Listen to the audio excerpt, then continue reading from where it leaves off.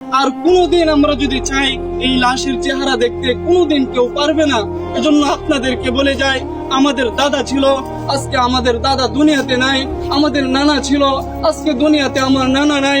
অনেকের বাবা দুনিয়ার জমিনে ছিল, আজকে আমাদের বাবা অনেকের হারায় গেছে। এজন্য আপনাদেরকে আমি এই জানাজা থেকে একটা মেসেজ দিয়ে যেতে চাই।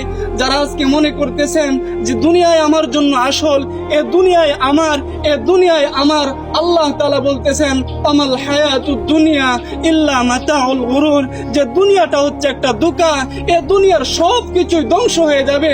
আমাল হায়াতুদ দুনিয়া ইল্লা মাতাউল গুরুর, যে দুনিয়াটা ধোঁকা। আজকে তোমার স্ত্রী, সন্তান, আত্মীয় স্বজন এরা সবাই ধোঁকা।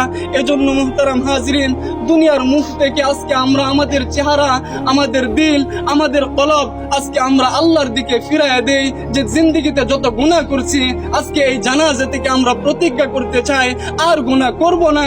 যেই কবরে আমাকে যেতে হবে, সেই কবরে আমাকে একা থাকতে হবে, আর গুনাহ করব না।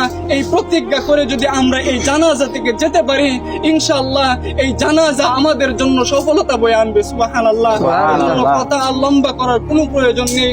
অনেকেই আত্মীয় স্বজন আছে, তারা কথা বলবেন। এই জানাজাই হচ্ছে আমাদের জন্য সবচাইতে বড় সবক, কথা ঠিক না? আল্লাহ তাআলা আমাদেরকে যে কথাগুলো বলছি সকলকে বুঝার তৌফিক দান করুক। সকল বলে আমিন। আসসালামু আলাইকুম।